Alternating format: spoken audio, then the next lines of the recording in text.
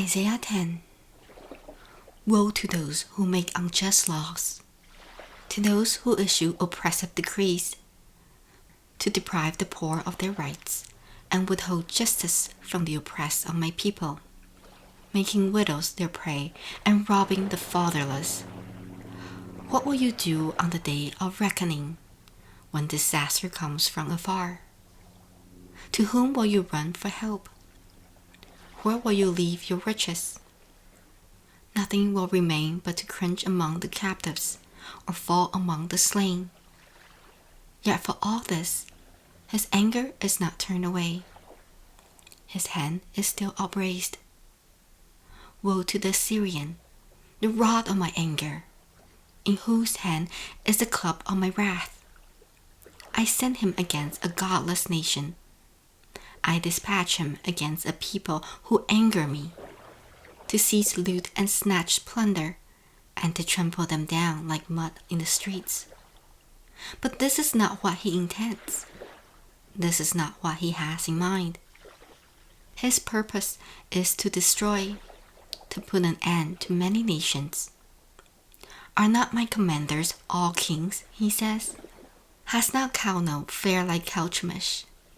Is not Hamath like Arpad, and Samaria like Damascus? As my hand sees the kingdoms of the idols, kingdoms whose images excel those of Jerusalem and Samaria, shall I not deal with Jerusalem and her images as I dealt with Samaria and her idols? When the Lord has finished all his work against Mount Zion and Jerusalem, he will say, I will punish the king of Assyria for the willful pride of his heart and the haughty look in his eyes.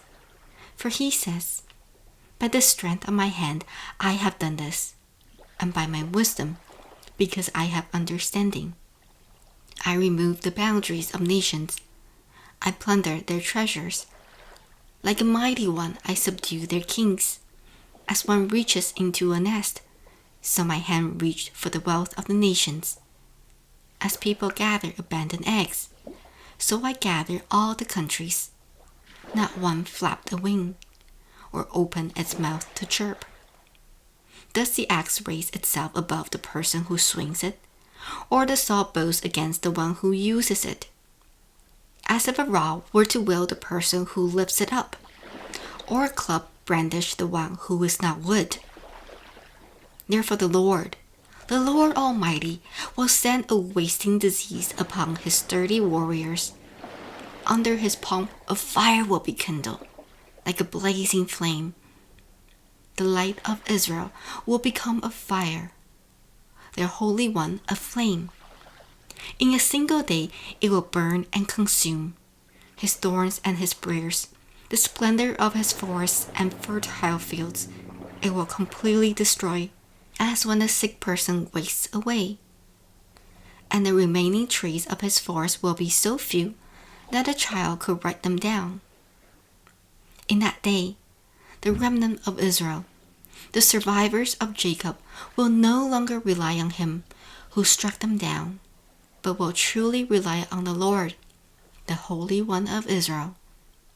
A remnant will return. A remnant of Jacob will return to the mighty God.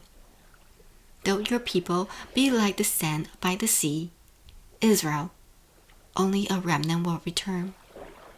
Destruction has been decreed, overwhelming and righteous. The Lord Almighty will carry out the destruction decree upon the whole land. Therefore, this is what the Lord Almighty says. My people who live in Zion, do not be afraid of the Syrians, who beat you with a rod and lift up a club against you, as Egypt did. Very soon, my anger against you will end, and my wrath will be directed to their destruction.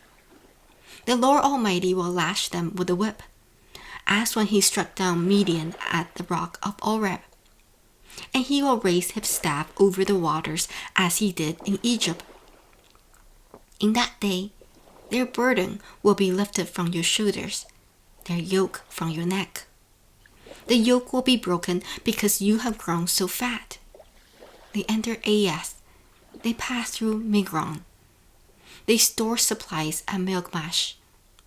They go over the pass and say, "We will camp overnight at Geba." Ramah trembles. Gibeah of Saul flees. Cry out, daughter Galim.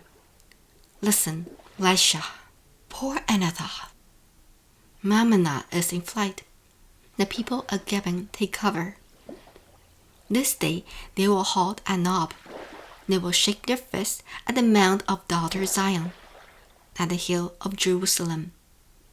See, the Lord Almighty, will lop off the boughs with great power. The lofty trees will be felled. The tall ones will be brought low. He will cut down the forest thickets with an axe. Lebanon will fall before the Mighty One. Thanks be to the Lord.